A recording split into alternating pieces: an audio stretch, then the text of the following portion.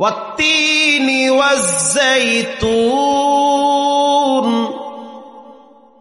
ওয়া তুরি সিনিন ওয়া হাযাল বালাদিল আমিন।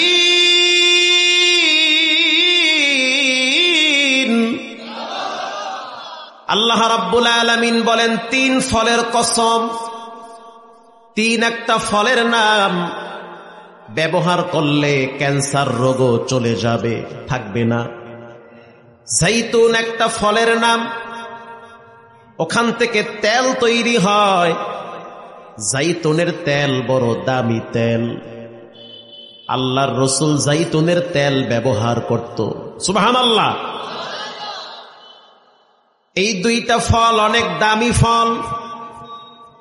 এই 2টা ফলের ব্যাপারে রব্বুল আলামিন শপথ করেছেন, জিনিস যত দামি হয় আল্লাহর কাছে সেটার মূল্য তত বেড়ে যায়।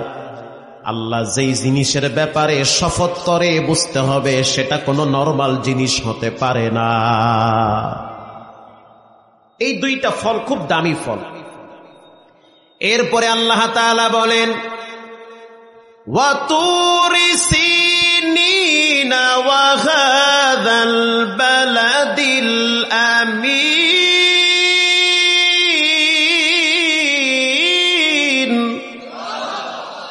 গর্ব সূরা আদমি ইনসাবুদে আহমদ বু জাহালো হামনে কে সাবুদে। পৃথিবীর ভিতরে কে কালো কে পরিষ্কার এগুলোর কোনো ভেদাভেদ আল্লাহর কাছে নাই, বরং যার দিলটা যত ভালো আল্লাহর কাছে সে তত ভালো। সুবহানাল্লাহ, সে তত ভালো। আল্লাহ তাআলা বলেন, তুর পাহাড়ের কসম। তুর একটা পাহাড়ের নাম, সিনাই তুর। যেই পাহাড়ে দাঁড়াইয়া একজন নবী বিনা পর্দায় কথা বলেছেন তিনি হলো পয়গম্বর মুসা আলাইহিস সালাম। আল্লাহর সাথে কথা বলতে বলতে একটা ভাব তৈরি হয়ে গেছে। এবার বলে, রব্বি আরনি, আয় আমার রব তোমার একটু দেখতে মনে চায়। কথা বললে মায়া বাড়ে কি বাড়ে না? ভালোবাসা বাড়ে। আড়াল থেকে কথা বলো, এত সুন্দর কথা, একটু আমারে দেখা দাও। আল্লাহ রাব্বুল আলামিন বলেন, লান তারানি, মুসা তোমার চর্ম চোখ দিয়ে আমি আল্লাহরে দেখতে পারবা না। মুসা নবী কি ঠান্ডা নবী না গরম নবী? নরমাল গরম না বেশি গরম? বেশি গরম। মুসা আলাইহিস সালাম বললেন, যা আমি দেখবই দেখব। আল্লাহ রাব্বুল আলামিন বললেন, মুসা তাহলে একটু তুর পাহাড়ের দিকে তাকাও। মারহাবা, পাহাড়টার দিকে তাকাও। ফালাম্মা তাজাল্লা রব্বুহু জাআলা দাক্কা, একটু তাকাও পাহাড়ের দিকে। যদি পাহাড়ের দিকে তাকাও তো আমার একটা নূর তুমি দেখতে পাবে। 70,000 নূরের পর্দা ভেদ করে আল্লাহ পাকের একটু নূর পাহাড়ে আল্লাহ ছেড়ে দিয়েছে। মুসা আলাইহিস সালাম তাকাবার সাথে সাথে বেহুশ হয়ে গেছে। পুরা পাহাড়ে আগুন ধরে গেছে। আল্লাহু আকবার। সেই পাহাড়ের সুরমা দিয়া মানুষ চোখে লাগায়। আল্লাহর হাবিব সুরমা ব্যবহার করত। কেউ যদি সুরমা ব্যবহার করে তার চোখের পাওয়ার নষ্ট হবে না।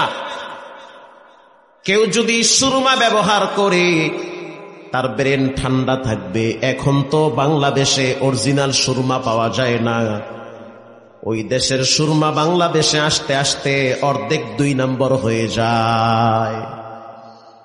সেই পাহাড়ের কসম করেছেন রব্বুল আলামিন। এরপরে আল্লাহ তাআলা আরো একটা কসম করেন, ওয়া হাযাল বালাদিল আমিন, পবিত্র মক্কা নগরীর কসম। পৃথিবীর ভিতরে সবচেয়ে দামি ঘর বাইতুল্লাহ। যেই ঘরের দিকে তাকাইলো সওয়াব হয়। যেই ঘরে যদি একবার কেউ যায় তার পিছনের সব গুনাহ মাফ করে দেয় কে?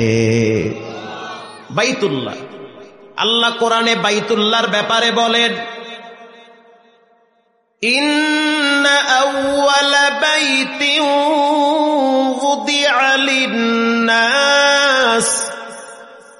লাল্লাযী বিবাক্কাতা মুবারাকান ওয়া হুদাল লিল আলামিন